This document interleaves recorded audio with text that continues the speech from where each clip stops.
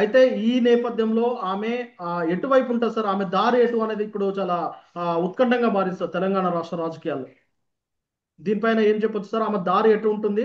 ఒకవేళ అంటే తను ఏ తమ తమ పార్టీకి వెళ్ళే పరిస్థితి అయితే కనిపించట్లేదు సార్. తనే సొంతంగా ఒక పార్టీ పెట్టే పరిస్థితి అయితే ఇప్పుడు అందరూ అయితే దాన్నే విశ్లేషిస్తా ఉన్నారు. మరి ఆమె పార్టీ అంటే పార్టీ పెడితే తాను ఏదైనా తెలంగాణ సెంటిమెంట్ వచ్చేలా మరి టీఆర్ఎస్ లాంటి ఏదైనా పార్టీని తీసుకురావచ్చే అవకాశం కనిపిస్తా ఉన్నదా? లేదంటే ఈ జాగృతి వేదికగానే తన పొలిటికల్ కెరీర్ ని ముందుకు తీసుకెళ్తారా అన్న? దీనిపైన ఎలా ఎలా చూడొచ్చు సార్ ఈ మొత్తం వ్యవహారాన్ని? తాము ఎప్పుడైనా కూడా వెనకటి సార్. సామెతలు పద్యాలు తప్పుబుట్లే. తమ తమ నెలవులు తప్పిన తమ మిత్రులు శత్రువులెవరు గదరా సుమతి అని సుమతి శతకారుడు ఇప్పుడు రాసిండు. అంటే ఇప్పుడు ఏమైందంటే టీఆర్ఎస్ పార్టీలో ఉండి ఒక కేసీఆర్ బిడ్డగా గౌరవం పొందింది వేరే ఉంటది. పార్టీ పేగుబంధం విడిపోగానే నేను చెప్పినట్టే బీఆర్ఎస్ అయిన తర్వాత ఏమైందో ఇప్పుడు కూడా ఆయన బయటకు పోతే ఆ పేగుబంధం పోతుంది అంటున్నాను. కానీ ఏదైనా గుర్రం ఎగరావచ్చు అన్నట్టు మీరు ఒకవేళ ఆయన పెట్టదలుచుకుంటే మొట్టమొదటి సస్పెండ్ కావాలి ఆయన. రాజకీయాలు ఎప్పుడు కూడా హత్యలు ఉండవు, ఆత్మహత్యలు ఉంటాయి. తమకు తాము ఒక రకంగా చెప్పాలంటే బయటపడ్డే ఉంటుంది ఎప్పుడైనా కూడా. తాము వినొస్తుందా? రైట్. అంటే ఇక్కడ ఏముందంటే ఆమె కనుక మొదలు సస్పెండ్ కావాలి. అంటే నిజంగా చెప్పాలంటే శిశుపాలుడి తప్పులు 100 ఎట్లయినాయో ఆమె మొదలు లేఖ గురించి రాద్ధాంతం చేసింది. ఆ ఎస్ సార్. తర్వాత లేఖ గురించి రాద్ధాంతం చేస్తూ నా నాన్న చుట్టూ దయ్యాలు ఉన్నాయన్నది, ఆయన దేవుడు దయ్యాలన్నది. దేవుడు దయ్యాలు ఎవడు తేలింది, నా పేర్లు అయితే చెప్పేసింది. ఇప్పుడు ముసుగు పోయింది. ఆనాడు లేఖ గురించి మాట్లాడినా లేకపోతే మా నాన్నకు నేను ఏదో ఫేవర్ చేస్తున్నా అని చెప్పి ఇందిరా పార్క్ దగ్గర ధర్నా చేసినా అప్పుడు పేర్లు చెప్పకుండా నాన్న చుట్టూ ఉన్నారు. ఎప్పుడైతే డైరెక్ట్ గా లిల్లీపుట్ అని జగదీష్ రెడ్డి మీద మొదలు పెట్టిందో దాడి, ఆ తర్వాత దాన్ని కూడా ఒక రకంగా చెప్పాలంటే పార్టీ సబ్సైడ్ చేసుకొని ఉన్నది. చూద్దాం చూద్దాం ఏం చేస్తారో చూద్దాం.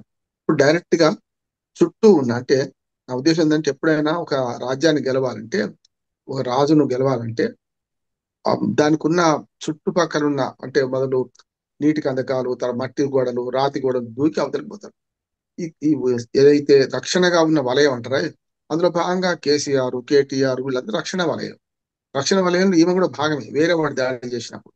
కానీ ఏమైంది, ఆ రక్షణ వలయం లోపల ఉంది కనుక టక్కున దుంకగలిగింది. కేసీఆర్ మీద చుట్టూ దయ్యాలు ఉన్నాయని చెప్పగలిగింది. అదే బయట వాడు చెప్పలేకపోతుంది ఇంత దూరంగా. ఆమె ఏం చేసిన పని అంటే ఒకవేళ ఇప్పుడు ఏదైతే ఆరోపణ చేస్తుందో కేసీఆర్ ఇప్పుడు దేవుడు అంటుంది, వీళ్ళిద్దరు అవినీతి చేసినట్టు. అంటే దేవుడు అయితే అవినీతి చేసే వాళ్ళని పక్కన ఉంచుకుంటారా? దేవుడైతే దయాలను పక్కన ఉంచుకుంటా కాదు కదా. ఆయన దేవుడే కాదు, ఆయన దేవుడు అవతారం అంతకంటే కాదని మాట వచ్చేసింది. ఎస్. ఇవాళ ఆమె కనుక ఈ తొందరపడి నిజంగా ఒక మూడో స్టెప్ దాటింది. ఇప్పుడు కనుక నిన్నటి మాటలు పార్టీ ఉంటేంది పోతేంది అనే మాట ఇవన్నీ కూడా ఒక రకంగా చెప్పాలంటే చాలా దుర్మార్గమైన మాటలు. దాంతో ఇవాళ సస్పెండ్ చేయక తప్పని పరిస్థితి బీఆర్ఎస్ అధినేతకు వచ్చింది కేసీఆర్ గారికి. అంటే ఎస్ సార్. కూతురా పార్టీయా చూడాలి. అంటే బేరీస్ ఎస్ వేసుకుంటే సార్. కూతురా పార్టీ అనేది చేయాలి కనుక సస్పెండ్ చేస్తారని నేను అనుకుంటున్నాను. చేయకపోతే పార్టీ తనకు మరణ శాసనం రాసుకున్నట్టే లెక్క. ఎందుకంటే అధికారిక కూతురు ప్రేమ ప్రకటన ముందు వచ్చింది సార్. చిన్న పార్టీని ఇంటరప్షన్ సార్. పణంగా పెట్టినట్టు లెక్క. చెప్పండి. సార్ అధికారిక ప్రకటన ఇప్పుడే వచ్చింది సార్. సస్పెండ్ చేశారు కవిత గారిని. చేశారా? Yes sir. చూసిండు కదా. ఇప్పుడు మనం ఇది ఇది ప్రసారం చేయాలి, అది ప్రసారం చేద్దాం. ఎందుకంటే ఎస్ సార్. ఇప్పుడు మనం 2 సెప్టెంబర్ 2025లో మధ్యాహ్నం మాట్లాడుకున్నాం, 2 గంటల 10 నిమిషాలకు మాట్లాడుకుంటున్నాం కదా. Yes sir. సరిగ్గా ఇప్పుడు ఆ ప్రకటన వచ్చిందండి. నేనేమన్నా నిన్న నుంచి అంటున్నాను, నా డిమాండ్ కూడా ఏంటంటే పార్టీ కనుక బతికి బట్టగట్టాలంటే సస్పెండ్ చేయాలంటున్నాను. చేసిండు, ఎస్ సార్. మంచి పని అన్నమాట. అంటే ఆమె మీద నాకు కోపం లేదు, పగలేదు. ఒక పార్టీ రక్షణకు ఏ పార్టీ నిర్మాత అయినా ఏ పార్టీ వ్యవస్థాపకుడైనా తనను మింగే తాను చచ్చే మంది ఎవరు మింగారు కదా. ఇంకా కేసీఆర్ గారు మంచి పని చేసిండ్రు, బయటకు పంపించారు. ఇప్పుడు ఈమె భవిష్యత్ కార్యాచరణ ఏముంటుంది చెప్తాను నేను. ఎట్లాగూ చెప్పాను కదా, ఆత్మహత్యలు ఉంటే హత్యలు ఉండవు. ఆమె బయటపడ్డది, బయట పోయింది. పోయిన తర్వాత ఇప్పుడు చేసేది ఏంటంటే నేను అనుకుంటున్నానంటే జాగృతిని ఇంకా బతికిస్తుందని నేను అనుకుంటున్నాను. అంటే జాగృతి అంటే ఆ పేరు మీద కాకుండా తెలంగాణ జాగృతి సమితి, టిఆర్ఎస్ బిఆర్ పాత టీజేఎస్ పెట్టుకోవచ్చు. అసలు గట్టిగా మాట్లాడితే ఇప్పటికే ఎవరితోనైనా టీజేఎస్ అనే పేరు మీద పార్టీ రిజిస్ట్రేషన్ కూడా జరిగింది అని నేను ఊహిస్తున్నా. నాకు ఒప్పందింది ఏం లేదు, నా ఊహ ఏంటంటే కొంచెం ఇట్లాంటి పోకడ మొదటి నుంచి ఉన్నది కనుక ఆమె టీజేఎస్ పేరు మీద ఓ పార్టీ రిజిస్ట్రేషన్ పంపొచ్చు. ఏముంది ఇవాళ పార్టీ రిజిస్ట్రేషన్, నేను 2 3 పార్టీ అడ్వకేట్ గా 2 3 పార్టీల రిజిస్ట్రేషన్ లో ఢిల్లీ దాకా పోయి వచ్చిన వాడిని, పార్టీ రిజిస్ట్రేషన్ విధి విధానాలు తెలిసిన వాడిని. రాష్ట్ర పార్టీ అయితే 50 మంది 50 మంది ఒక అఫిడవిట్ ఇచ్చి మేము సభ్యులము, మేము పలానా రామును, రామ్మోహన్ రావును, సందీప్ను ఇట్లా మేము ఎన్నుకున్నాం అని చెప్పి 5 పేర్లు ఇస్తే సరిపోతుంది.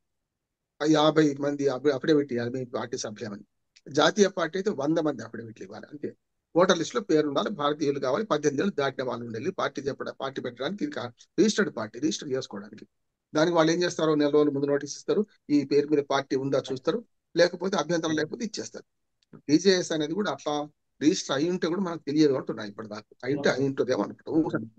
రెండవది, ఆమె వేరే అంటే తెలంగాణ అనే పేరు లేకుండా పార్టీ పెట్టదు, జాగృతి అనే పేరు లేకుండా పార్టీ పెట్టదు. ఈ సమితి ఎట్లయినా ఉంటుంది కదా, అందుకని టీజేఎస్ అని ఉంటుండొచ్చు నేను అనుకుంటున్నాను. తెలంగాణ జన సమితి ఒకటి ఉంది మరి, వాళ్ళ టీజేఎస్ అనే పేరు మీద తెలంగాణ జన సమితి కోదండరాం పార్టీ ఉన్నది. ఒకవేళ వాళ్ళు ఏమైనా అభ్యంతరం పెడితే టీజేఎస్ కదా మరి కదా, అందుకనే దీనికి పోటీ వస్తని వాళ్ళు కూడా ఏమైనా అభ్యంతరాలు వ్యక్తం చేయొచ్చు. ఒకే పేరు మీద కానీ, ఒకే పోలిక ఉన్న పేరు మీద కానీ రిజిస్టర్డ్ చేయరు. అందుకని తెలంగాణ జన సమితి రిజిస్టర్డ్ పార్టీ కనుక వీళ్ళు కూడా టీజేఎస్ అని పెట్టుకుంటే ఏమైనా తేడా వస్తే అప్పుడు ఏం చేస్తారు, అప్పుడు ఇంకేదన్నా మొత్తం జాగృతి అయితే ఉంటుంది అనుకుంటున్నాను, తెలంగాణ ఉంటుంది. సమితి బదులు ఇంకేదైనా పెడతారా ఎట్లా చూడాలి మనం ఒకటి. రెండోది ఏంటంటే, ఆమె పార్టీ పెడితే చాలా అవరోధాలు ఉంటాయి అక్కడ. కొత్త పార్టీ ఓ పార్టీ పెట్టి నడపడం చాలా కష్టం. ఇప్పటికే చూడండి, తెలంగాణ పార్టీతోని తెలంగాణతోని పేగబంధం పోయిన బీఆర్ఎస్ పార్టీ ఎట్లా విలువడుతుందో అట్లాగే ఈమె ఆ పార్టీ నుంచి బయటకు వచ్చినాక ఇప్పుడే ఆమె వెంట ఉన్న వాళ్ళందరూ కిరాయి మనుషులు అని చెప్పి చాలా మంది విమర్శిస్తున్నారు. ఎందుకంటే ఆమె డబ్బులకు ఆశపడి చేస్తున్నారు. గతంలో షర్మిలను కూడా ఉదాహరిస్తున్నారు. కనుక పార్టీ వాళ్ళు ఎవరు పోలే ఆమె దగ్గరికి. ఇప్పుడు చూసినగా సస్పెండ్ చేయకముందు కూడా ఆమె ట్విట్టర్ అకౌంట్ లో లేకపోతే గూగుల్ మన వాట్సాప్ గ్రూపులలో ఆల్మోస్ట్ అందరూ నిష్క్రమించారు. ఆమెను కూడా ఆమె పిఏను వాళ్ళందరూ తీసేసింది. కనుక ఆమె కనుక పార్టీ నుంచి దూరమైన క్షణంలో ఈ మాత్రం సానుభూతి వ్యక్తం చేసే పార్టీలు ఎవరైనా ఉంటే వాళ్ళు కూడా కాముగా ఉంటారు. ఎందుకంటే అది కాకుండా ఉంటుందని నేను అనుకుంటున్నాను. ఆమె పార్టీ నుంచి దూరమైన క్షణంలో తమ మిత్రుడు నిన్నటిదాకా వెంబడి వాళ్ళు కూడా ఉండకుండా పోవచ్చు, కొత్త మిత్రుడు రావచ్చు. అంటే అస్సలు పలుకుబట్టేది ఆమెకి ఏం లేదు నేను చెప్పను, కానీ పార్టీ నిర్వహించడం, పార్టీ నడపడం చాలా కష్టం. చిరంజీవి లాంటి వాడే పార్టీని నడపలేక రద్దు చేసి కాంగ్రెస్ కలపాల్సి వచ్చింది. అంటే ఇక్కడ ఏమైతే పార్టీ పెట్టి నడపడం కష్టము. గతంలో ఉదాహరణలు ఉన్నాయి మనకు. ఒకటి చిరంజీవి మంచి ఉదాహరణ కదా, 16%, 16% ఓట్లు, 18 సీట్లు వచ్చినాయి అన్నాడు. తెలంగాణలో 2 వచ్చినాయి, 16 సీట్లు ఆంధ్రప్రదేశ్ లో వచ్చినాయి. కానీ ఆయన నడపలేకపోయాడు, అధికారంలోకి వస్తాం అనుకున్నారు. అట్లాగే పవన్ కళ్యాణ్ గారు కూడా 10 ఏళ్లు కష్టపడి కింద మీద పడితే ఇవాళ డిప్యూటీ చీఫ్ మినిస్టర్ కాగలేదు. నేను తెలంగాణలో తల్లి తెలంగాణ పార్టీ, నవ తెలంగాణ మన చాలా రకంగా 100 కోట్ల రూపాయలు పెట్టుబడి పెట్టి పార్టీని పెడుతున్నారు దేవేంద్ర గౌడ్ గారు. చూశాం కదా. ఇట్లా చూసుకుంటే చాలా పార్టీలు గంగల కలిసినాయి. అంతేందుకు ఉమ్మడి ఆంధ్రప్రదేశ్ కన్నా ముందు మద్రాసు రాష్ట్రంలో కూడా స్వరాజ్ పార్టీ అని ఒకటి ఉండే, ఇక్కడ ఇప్పుడు మనకు లేదు కదా.